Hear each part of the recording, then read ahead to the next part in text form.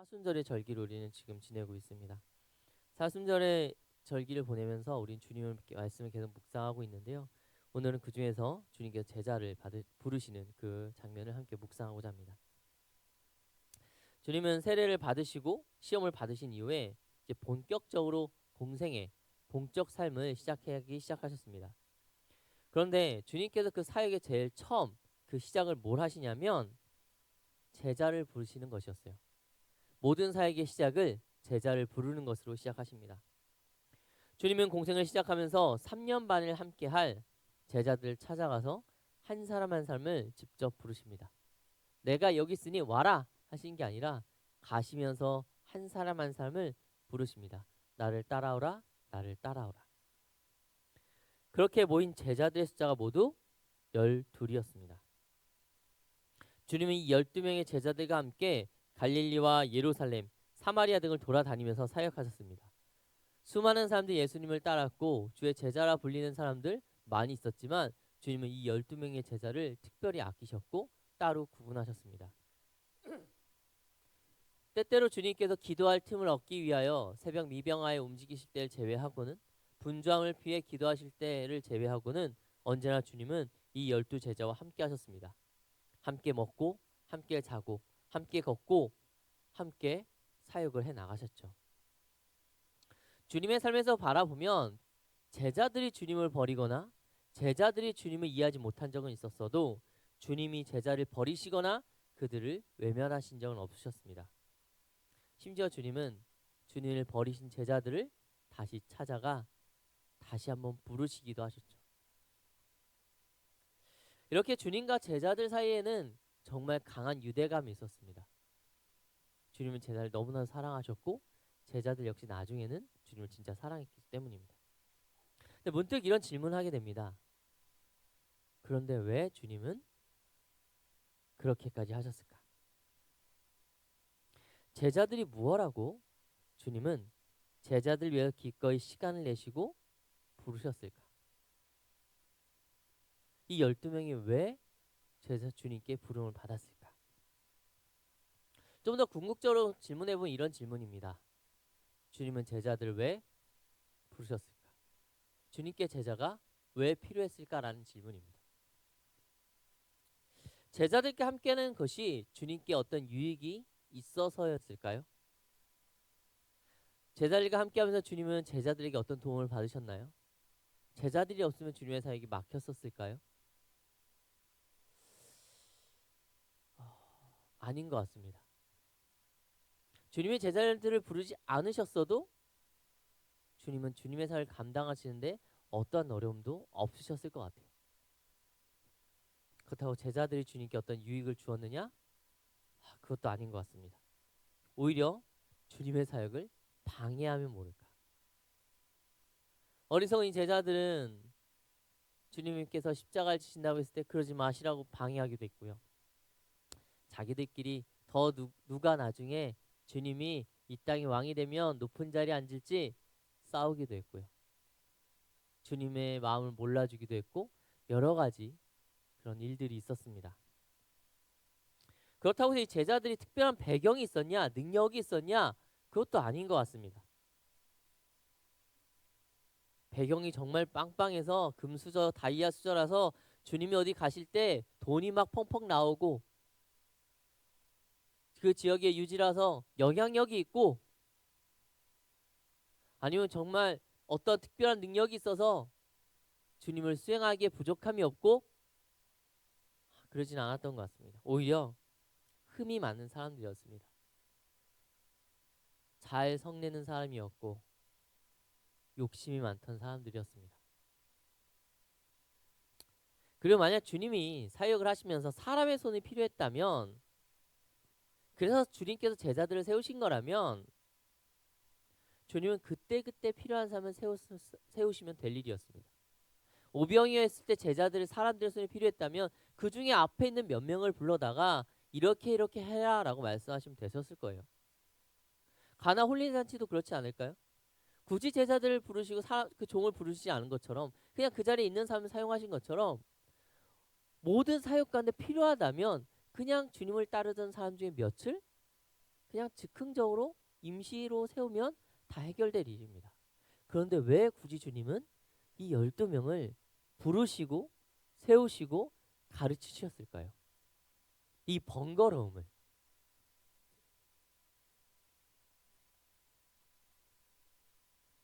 왜일까요? 왜 주님이 이렇게 어찌보면 불합리하고 불필요한 수고와 노력을 하신 걸까요?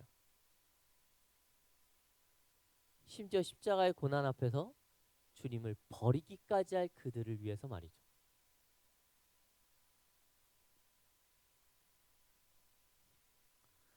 성경은 이 질문에 대하여 왜 주님께서 제자들을 세우셨는가? 라는 질문에 대하여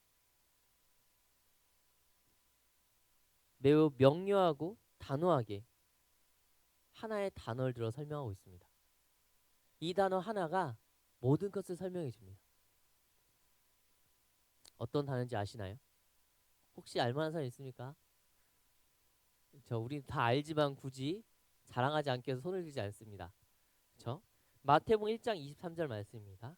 보라 처녀가 잉태하여 아들을 낳을 것이요 그의 이름은 임마누엘이라 하리 하셨으니 이를 번역한즉 하나님이 우리와 함께 계시다 함이라. 임마누엘입니다. 왜 주님은 제자를 부르셨을까? 임마누엘이시기 때문에. 함께하고자 하셨기 때문입니다. 하나님은 처음부터 끝까지 우리와 함께 하시기 원하셨습니다. 그래서 십자가 대속의 은혜도 허락하신 거죠. 주님이 제자들을 부르신 것도 같은 이유입니다. 주님은 그저 제자들을 사랑하고자 하셨습니다. 주님에게 있어서 제자들이란 단순히 학문을 가르쳐주고 기술을 전수하는 그런 어떤 사제관계를 의미하지 않았습니다. 주님과 제자들의 관계는 사랑의 관계였고 함께함의 관계였습니다. 주님은 제자들을 사랑하셨고 그들과 함께 시간을 기꺼이 보내셨습니다. 그리고 그것을 심지어 기뻐하셨어요. 그냥 함께하는 그 자체를 주님 너무나도 기뻐하셨습니다. 그들과 같은 공간에 머물며 함께 먹고 함께 자고 함께 걷고 함께 시간을 보내는 것 그 자체에 하나님은 기뻐하신 거예요. 주님은 그 제자들과 있는 시간을 너무나도 즐거워하셨습니다. 또한 주님은 제자들과 연합하여 하나님의 나라를 만들고자 했습니다.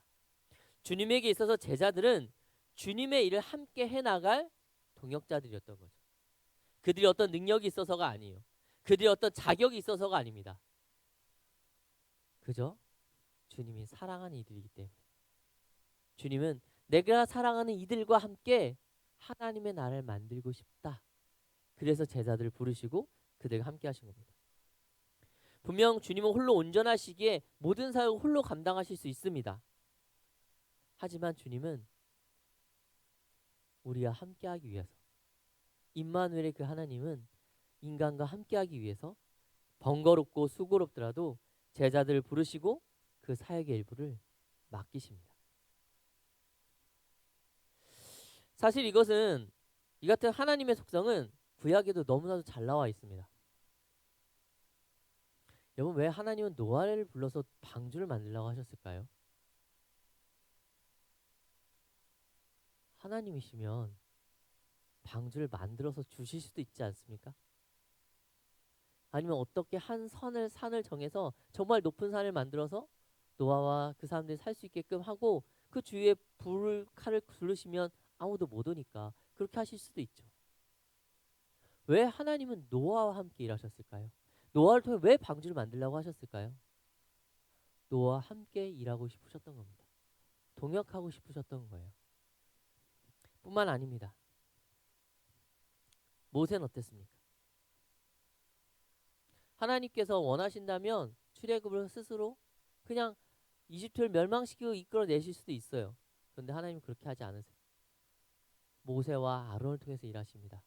그들과 동역하기를 원하셨어요. 아브라함과 이삭과 야곱은 또 요셉은 어떻습니까? 하나님께서 그 사람들이 아니면 그 일을 감당하지 못하셨을까요? 아니요. 하나님은 홀로 하실 수 있습니다. 하지만 하나님은 같이 할 자를 찾아내셨어요. 그리고 사역을 같이 하고자 원하셨어요. 왜? 그게 너무 좋으시니까. 우리와 함께 일하시는 걸 너무나도 기뻐하시니까. 내가 너희와 함께 하고 싶다. 너희와 함께 나의 일을 하고 싶다는 것이 하나님의 뜻이니까요. 홀로 하지도 않으셨고 하나님 사람이 홀로 일하게 하지도 않으셨습니다. 언제나 기다리셨고 준비되면 그와 함께 일하셨습니다. 성경 전체에서 말하고 있는 우리들을 향한 하나님 뜻은 무엇이냐? 결국 임마누엘, 우리와 함께 원하신다는 것입니다. 하나님은 우리와 함께하기 위해서 하나님의 형상대로 우리를 창조하셨고 우리에게 말씀하셨으며 우리를 위하여 친히 사람의 몸을 입고 이 땅에 오셨고 다시금 우리가 깨진 관계를 회복하기 위해 기꺼이 십자가를 지셨습니다. 우리와 함께하기 위해서요. 사랑하는 여러분, 부족함이 없이 홀로 온전한 하나님께서 왜 사람을 지으시고 사랑에 말씀하시며 보호하시고 감찰하셨을까요? 질문해 보신 적 있으십니까? 아니 생각해 본 적 있으십니까? 왜 하나님 그렇게 하셨을까? 홀로 온전하신 그분께서 왜 인간을 만드셨을까?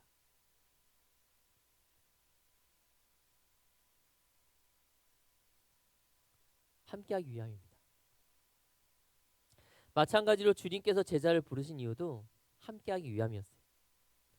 그리고 2000년 전 제자들을 부르신 그 하나님께서, 그 주님께서 이제 우리에게 말씀하십니다. 나를 따라오라.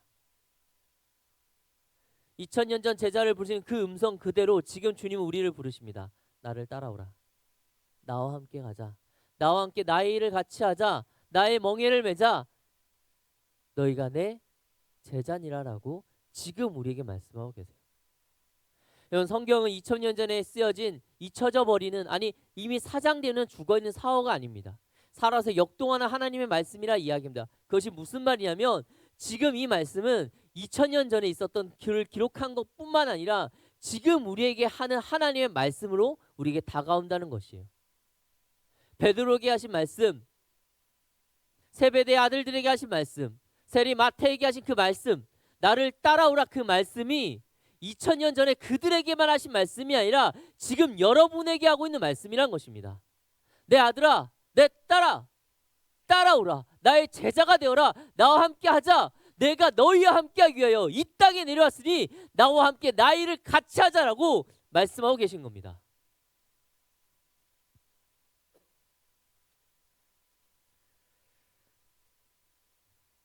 주님의 초청에 기쁨으로 화답하시는, 그 사역에 기꺼이 동참할 수 있는 주님의 제자들이 될 수 있는 백성 되시기를 간절히 소망합니다.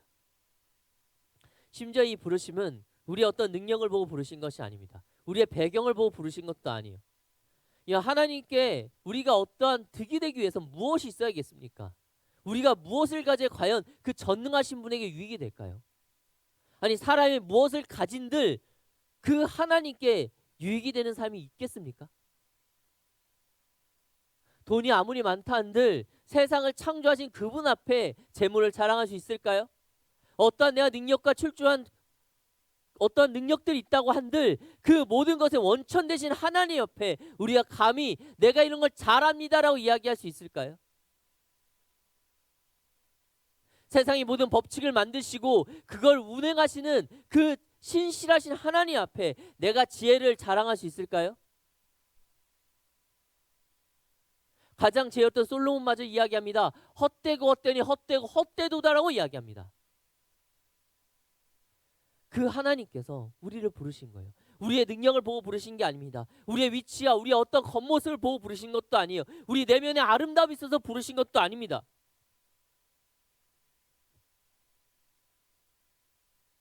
그래서 그 사랑 안에 여러분을 부르신 거예요. 내 딸아, 내 아들아, 사랑한다. 나를 따라와라. 2000년의 제자들처럼 우리들 역시 부족하고 평범한 사람임에도 불구하고 지금 우리를 부르시는 것입니다. 우리 어떤 것을 보신 것이 아니라 그저 우리였기 때문에. 여러분이 어떤 존재이고 무엇을 잘하고 그래서가 아니라 그냥 여러분 자신이기에 그냥 존재하는 여러분 존재 자체가 하나님께 너무 기쁨이 되기에 부르시는 겁니다. 사랑하는 여러분, 하나님 앞에 여러분은 그냥 존재 자체가 아름다움이에요. 하나님 앞에 여러분은 그 존재 자체가 기쁨입니다. 여러분이 무엇을 하지 않아도 괜찮아요. 그냥 여러분의 존재 자체가 그분 앞엔 기쁨이고 즐거움입니다. 그 즐거움 앞에 하나님이 초청하시는 거예요. 나를 따라오라라고. 우리가 실패하지 않을 것이라고 생각하고 부르시지 않습니다. 우리가 강건하고 아름다운 모습으로 변모할 거라 생각하고 부르신 것도 아니에요. 우리가 포기하고 넘어지지 않을 것이기에, 강건할 것이기에 부르신 것이 아닙니다. 우리가 다른 이들보다 더 많은 믿음의 행보를 보일 것이라 믿고 그것을 바라보시고 부르신 것도 아니에요. 그저 우리이기에 부르신 겁니다. 여러분이기에. 나니까 부른 거예요. 여러분이니까 부른 거예요. 다른 거 아무것도 없이.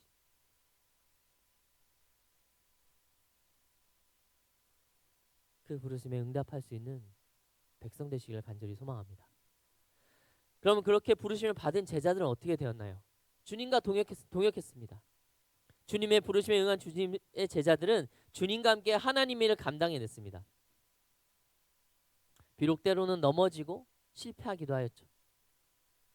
제가 주님이어서 참 답답했을 것 같아요. 이것들을 3년 반 동안 가르쳤는데 여전히 모르고, 십자가가 뭔지도 모르고, 내가 몇 번이나 죽어야 된다 그렇게 얘기했는데 그 죽음이 뭔지도 모르고, 다른 이들과 똑같고, 흔들리는 갈대처럼 이리저리 흔들리고. 그런데 주님은 그냥 계속 그들에게 일을 맡기셨습니다. 실수하고 넘어져도. 심지어 주님의 가장 중요한 사역 앞에, 최후의 사역 그 앞에 주님을 홀로 버려두고 다 떠난 그들에게, 마지막 그 앞에서 주님을 부인하고 저주한 그들에게 주님 다시 찾아가서 말씀하십니다. 내가 나를 사랑하느냐? 나를 따르라.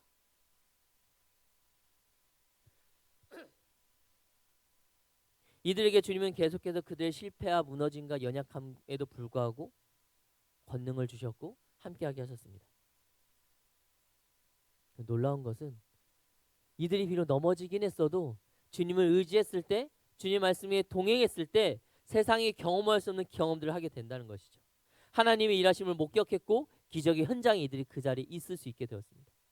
우리들, 아니 세상에서 아무도 보지 못한 주님의 그 기적들을 바로 눈앞에서 볼 수 있었던 것이죠. 때로는 주님의 이름을 힘입어서 능력을 행하기도 했고요. 사랑하는 여러분, 이것이 지금이라고 다를까요? 주님의 일을 감당하고 이 모든 것들이 2000년 전에만 있고 지금은 일어나지 않는 옛날 이야기일까요? 그렇다면 성경이 우리에게 주는 것은 무엇입니까? 사랑하는 여러분, 하나님께서 주신 능력은 멈추지 않습니다. 주님의 기적과 이사들은 멈추지 않습니다. 끝나지 않았어요. 성경에 기록된 많은 기적들이 저건 문자로 있는 옛날 이야기라고 치부하지 마십시오. 여전히 지금도 역사하신 하나님의 능력의 말씀입니다. 하나님 지금도 일하십니다. 여전히 일하시고 여전히 능력과 권세를 행하십니다. 주님 말씀하십니다. 너희가 나의 이름으로 간다면 능력을 행할 것이다. 권능이 있을 것이다 말씀하십니다. 우리가 주님의 부르심에 응답하여 주님과 동행만 할 수 있다면 제자들이 했던 그 권능을 행할 수 있어요. 그리고 제자들이 보았던 그 하나님의 기적을 바라볼 수 있습니다. 우리가 주님과 동행하고 그 길에 동행하며 제자로서의 삶을 살아갈 수 있다면 주님이 세상을 어떻게 운행하시는지, 세상 가운데 하나님께서 어떻게 일하시는지 기적이 지금 일어나는 것을 내 눈으로 목도할 수 있습니다. 그러니 여러분, 기꺼이 그 가운데 들어오십시오. 하나님의 기적을 세상 가운데 발견해내십시오. 하나님의 기적이 이 땅 가운데 일어난다면 그 자리에 여러분이 있기를 간절히 소망합니다. 그렇다면 어떻게 하는 것이 주님의 일에 동참하는 걸까요? 우리가 어떻게 주님의 일에 동참할 수 있을까요? 주님과 함께 일한다는 것은 대체 무엇입니까? 동행하는 삶을 사는 것입니다. 우리는 다들 이야기합니다. 주와 동행하는 삶, 주와 동행하는 삶. 대체 그것이 무엇일까요? 아니, 얼마만큼 해야 주와 동행하는 삶일까요?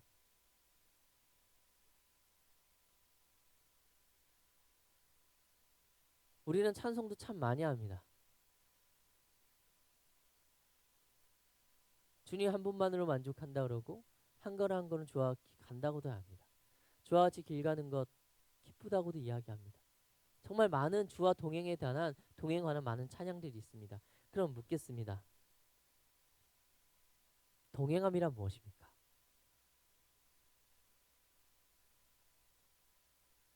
주와 동행하길 원하시는 여러분, 먼저 동행함이란 무엇인가를 생각해 보시기 바랍니다. 그것에 대한 깊은 성찰과 그것에 대한 깊은 묵상과 그것에 향한 기도가 없다면 난 주와 동행하겠습니다. 그 삶을 살고자 합니다. 그걸 찬양을 100번 하든 1000번 하든 입으로 얼마나 고백을 하든 그 동행함에 대한 내가 갈망이 없다면 거기에 대한 내가 지혜가 없다면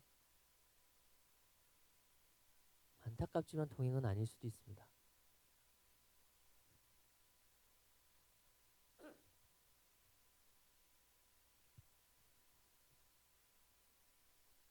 주님과 동행함이 무엇인지 알고 그 동행을 가실 수 있는 주의 백성들 되시기를 간절히 소망합니다. 그럼 동행이 무엇이냐? 어렵지만 동행함이란 함께 있는 것입니다. 말 그대로. 그리고 그 중심에 뭐가 있느냐면 예배입니다. 여러분, 주일에 매주 주일에 나오는 것 진짜 여기 있는 스티커를 포함해서 임원들, 팀, 새가족 팀이든 각종 팀들, 리더들 정말 대단한데 예배를 매주 지키는 건 쉬운 것이 아니에요.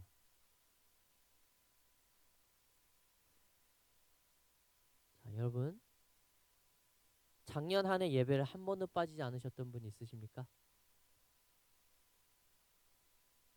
손들란 뜻 아닙니다. 마음속으로 생각해 보세요. 내가 단 한 번도 이 자리에 서지 않은 적이 없다. 쉽지 않죠.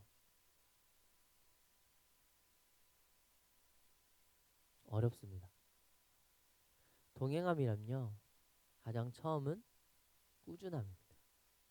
변치 않음이에요.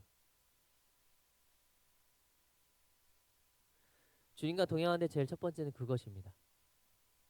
자리를 지켜내는 것. 쉽지 않아요. 청년 때 얼마나 바쁩니까? 바쁘지 않아요? 저는 청년 때가 없습니다.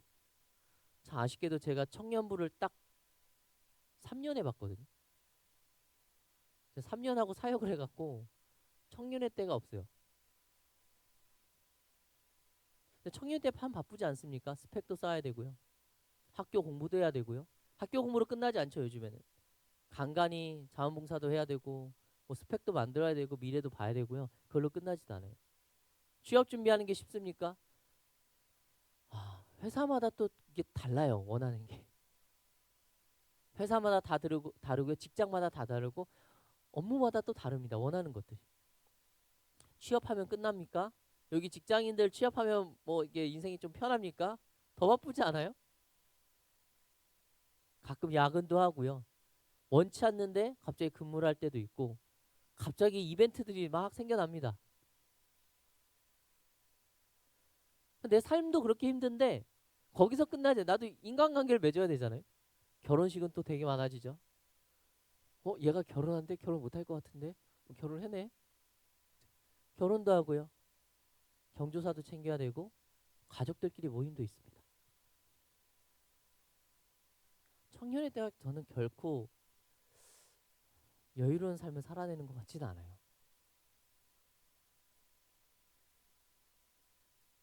근데 그 여유로움이 없다고 해서 예배를 포기해도 된다는 것을 의미하진 않습니다.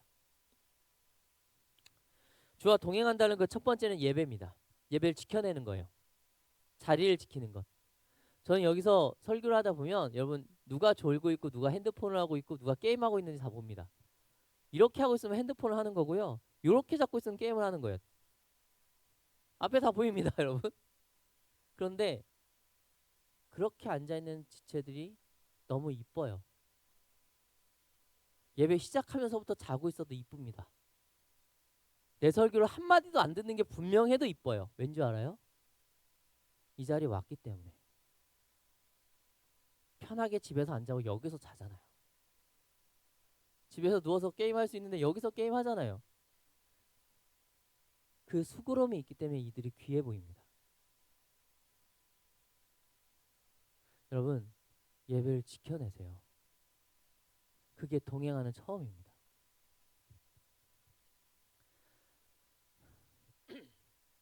제자들은 주님과 동행하면서 무언가를 하지 않았습니다. 그저 함께 했어요. 주님도 그들과 함께 하시면서 그들에게 하나하나 준비시키셨습니다. 주님의 제자들은 처음 제자가 되었을 때 준비가 하나도 되지 않았어요. 처음부터 주님의 말씀을 아는 사람도 없었고요. 주께서 무엇을 하실지 아는 사람도 없었습니다. 오늘 보면 일터에서 부르세요. 고기 잡는 사람들을 부르신 거예요. 여러분, 준비되지 않아 그 동행을 시작하지 못하는 경우는 없다는 것입니다. 여러분, 그 누구도 목사님 전 아직 준비되지 않았습니다. 목사님 제가 좀 더 준비되고 삶이 정리되면 할게요. 목사님 제가 좀 더 이 일이 해결되면 할게요 라고 얘기할 수 없습니다. 왜냐하면 제자들 역시 아무것도 준비되지 않았을 때 부르셨으며 그 부르심에 응답한 이들이 주님의 제자로 세상을 살았기 때문입니다. 그러니 여러분 지금 동행을 시작하십시오. 주님의 제자의 부르심에 응답하시고 이제 제자로의 삶을 살아내시길 바랍니다. 그렇게 되면 그렇게 동행하며 한 걸음 한 걸음 나아가다 보면 어느 순간 주님의 뜻을 알고 어느 순간 그 뜻을 위해 목숨을 바치게 됩니다. 난 저건 못할 것 같아. 어떻게 저 정도 믿음을 가질 수 있어? 난 선교를 못 나가. 나는 어떻게 저걸 못할 거야. 내가 어떻게 팀장을 하고 리더가 되고 회장이 되고 내가 어떤 걸 어떻게 할 수 있어? 아니요. 여러분 시작을 하시면 돼요. 당장 여러분이 그것을 맡기지 않습니다. 그러나 하나님께서 여러분을 훈련시켜서 그 자리에 놓으실 겁니다. 제자들이 그랬던 것처럼 아무것도 아닌 제자들, 정말 하나님 앞에 아무것도 준비되지 않은 그들을 주님께서 3년 반 붙드시고 훈련시키시고 마지막에 다시 찾으셔서 회복시키시고 일을 시키신 것처럼 그들을 사도로 만드신 것처럼 여러분 시작하면 주님께서 그렇게 만들어내실 겁니다. 그러니 겁먹지 마시고 주님의 말씀에 응답할 수 있기를 간절히 소망합니다. 그럼 질문합니다. 목사님 그럼 훈련이 너무 어렵지 않을까요? 주님의 훈련 참 무섭지 않습니까? 아니요. 여러분 복음서를 보세요. 주님의 제자들 어떻게 훈련시킵니까? 주님께서 제자들한테 내 제자는 일단 40일 금식부터 하자 해서 금식을 내보내나요? 아니요. 제자들 너 나중에 십자가를 들어가니까 운동 좀 하자. 근력을 좀 키울래? 3대 500은 쳐야지. 이렇게 얘기 안 하세요. 주님께서 제자를 너 나처럼 말씀만 많이 알아야지. 율법서 외워야지. 이거 빨리 해석해. 그렇게 말씀 안 하십니다. 주님께서 제자를 어떻게 훈련시킵니까? 그저 같이 있게 하셨습니다. 같이 먹고 같이 마시고 같이 잠들고 주님의 그 기적의 현장에 있게 하셨어요. 여러분 믿음은요 갑자기 확 점프해서 아무것도 아닌 사람의 순교자의 반열일 만큼 믿음이 갑자기 강해지지 않습니다. 믿음은요 천천히 강해집니다. 단단해져요. 천천히. 언제요? 예배 가운데 있을 때요. 언제요? 내가 믿음의 공동체 안에 있을 때요. 제자들의 주님의 사역을 바라보며 주님의 일하심을 보며 그의 믿음이 자라났듯이 여러분 이 자리의 이 공동체에서 여러분의 선배들의 믿음의 모습을 보세요. 선배들의 믿음을 어떻게 이어가는지 내가 어떻게 저 형은 저 누나는 저 언니는 저 오빠는 저렇게 믿음을 설 수 있을까? 본인도 힘들 때 어떻게 자기 걸 아끼고 아껴서 공동체를 섬길 수 있을까? 어떻게 자신의 힘을 쪼개내서 저럴 수 있을까? 그들이 일하는 거 같이 보세요. 그들이 하나님의 은혜 받는 걸 눈으로 보세요. 그래야 하나님 일하시는 걸 보죠. 믿음의 공동체 선배들을 보세요. 별과 같이 빛나는 여러분 선배들 있지 않습니까? 직장 때문에 힘든데 몸이 피곤한데 리더라고 토요일날 오는 리더들이 있어요. 나 자신의 일정도 있는데 나도 좀 쉬어야 되는데 그 모든 걸 내려놓고 예배를 준비하기 위해서 오는 찬양팀들이 있어요. 스티그마이들이 있어요. 청년들이 있어요. 내 일정 다 있는데 매주 토요일에 모여 회의하는 임원들도 있고요. 언제나 기쁨으로 맞이하려고 노력하는 새가족 팀도 있고, 기도로 세우고자 정말 기도를 목이 터져라 기도하는 기도팀들이 있어요. 내가 시간이 될지 안 될지 모르지만 선교를 위해서 애쓰는 선교팀이 있고요. 하나라도 더 믿음의 지체들이 성장을 바라는 마음 모이는 양육팀도 있어요. 여러분 우리 공동체 안에는 정말 너무 빛나는 해와 달 같은 여러분의 선배들이 있어요. 그들과 함께 하세요. 그들이 어떻게 신앙생활을 해나가는지 보세요. 그들이 어떻게 하나님 만나는지 보시고 예수님 만나는지 어떻게 보시고 그들이 만난 예수님 내가 봄으로써 성장해 나가십시오. 그러면 됩니다. 이 거룩한 사명을 함께 하시기를 주님의 백성 되시길 정말 간절히 소망합니다. 사랑하는 여러분, 주님은 우리에게 많은 것을 요구하지 않으십니다. 나같이 40일 금식을 하자, 나같이 십자가에 매달리자, 나같이 사람들의 배척을 받자, 나같이 고난을 받아라, 채찍을 맞아라 라고 말씀하지 않으세요. 주님 우리에게 말씀하십니다. 나를 따라오라. 나와 함께하자. 나의 사랑, 나의 어렵은 자야, 나와 함께하자. 그리고 우리에게 손을 내밀어 주십니다. 우리를 부르신 하나님의 음성에 응답하시어 주님과 함께 그 길을 걸으며 나아가는 진짜 주님의 백성들 되실 수 있기를, 동행을 시작하는 주님의 자녀 될 수 있기를 간절히 소망합니다.